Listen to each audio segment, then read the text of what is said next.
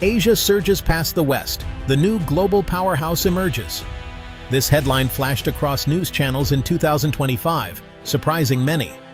Skyscrapers in Shanghai, tech hubs in Bangalore, and Singapore's airports tell a story of unstoppable momentum. Asia's rise is a drumbeat, steady, powerful, unmistakable. For the first time in centuries, Asia is shaping the world's destiny. History moves in waves. For hundreds of years, Europe was the center of invention, art, and global trade, a shining beacon of the past. Its grand cathedrals and palaces remind us of that golden age. Then came America, with its boundless ambition and energy. The skyscrapers of New York and the tech giants of Silicon Valley made it the present leader. But today, as dawn breaks in the east, Asia stands ready to become the future. The rhythm of life here is faster, younger, and more optimistic. In cities like Beijing, people look forward, building new ideas atop ancient foundations. Asia is not just catching up, it is leaping ahead. Europe teaches us about tradition and heritage. America shows us drive and creativity. But Asia offers something different now: hope, scale, and a sense of destiny. Asia's story is about billions of people dreaming bigger than ever before. Across the time zones, the world is watching. Where Europe's past inspires and America's present motivates, Asia's future excites and invites everyone to participate. Asia's rise didn't happen overnight or by accident. It was made possible by a long era of peace, unknown for much of the region's modern history. After decades of war and conflict, Asian nations chose peace over rivalry. Leaders built bridges, not walls.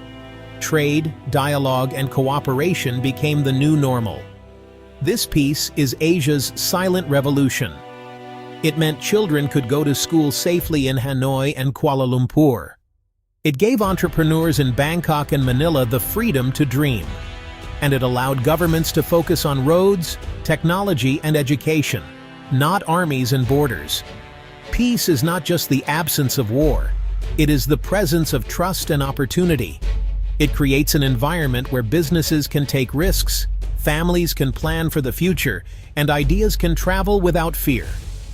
Without peace, none of Asia's progress would be possible. In this era, Asia learned an important lesson. Prosperity grows best in the soil of harmony.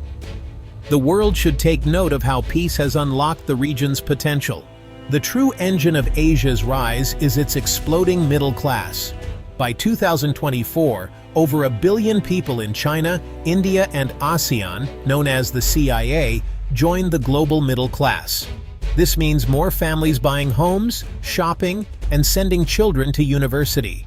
The middle class is the heartbeat of modern economies. It's about dignity, hope, and the promise of a better tomorrow. Southeast Asia is often called the world's most diverse region. Here you can find Buddhist temples in Thailand, Islamic mosques in Indonesia, Catholic cathedrals in the Philippines, and Hindu festivals in Singapore. People speak hundreds of languages, eat thousands of dishes, and celebrate countless holidays together. This diversity is not a weakness. It is a strength. ASEAN, a group of 10 nations, shows the world how very different societies can live and work side by side. No other region so skillfully blends cultures, religions, and histories into a peaceful, dynamic whole. Southeast Asia is a model for the multi-civilizational world of the future. It teaches us that difference does not have to mean division. Instead, diversity can spark creativity, resilience, and economic growth. If the world wants to learn how to thrive in an age of global migration and cultural mixing, it should look to the lively streets of Bangkok, the peaceful neighborhoods of Penang, and the buzzing tech hubs of Ho Chi Minh City. Travel is more than just seeing new places. It's really about opening your mind and your heart. I remember landing in Tokyo for the first time, just awed by the order, the beauty, and the respect in every interaction. In Hanoi, I shared coffee with a local family and learned how hope survives even after hardship. In Jakarta, a young entrepreneur proudly showed me her eco-friendly startup. Each journey taught me one thing: we are more alike than different. Airports, which were once symbols of distance, are now bridges connecting ideas, dreams, and friendships. Every trip, whether it's for business or pleasure, is honestly a chance to build trust and understanding. Travel teaches humility. It reminds us that no country has all the answers. It's in the crowded night markets, the quiet temples, and the buzzing boardrooms that we see the world's best qualities: curiosity, kindness, and resilience. As Asia opens up to the world, millions will have their own stories of wonder and connection. These moments will shape the future more than any headline. Travel between Asia, Europe, and America reveals some pretty striking contrasts. In Paris, the beauty of old cathedrals really takes your breath away. In New York, you just feel the electric push to innovate. But in Seoul or Kuala Lumpur, you sense something even more thrilling: a belief that the best is yet to come. Asia's airports are now the world's busiest, leading in technology and service. Business travelers in Hong Kong find a blend of East and West, while tourists in Bangkok enjoy a richness of culture that's really unmatched anywhere else. Meanwhile, Asian cities are learning from European public transport systems and American customer service, improving every single day. Each region offers lessons. Europe values heritage and quality of life. America is direct, open, and bold. Asia excels in adaptability, scale, and ambition. The world's future will be built by learning from one another, combining strengths, respecting differences, and always looking ahead. For business and for travel, the crossroads are open. The smart traveler or entrepreneur will draw inspiration from all three continents. Asian businesses are becoming global giants. Brands like Samsung, Tata, and Grab are now household names. But to succeed worldwide, Asian companies really must be open to learning. Humility is key. No one knows everything.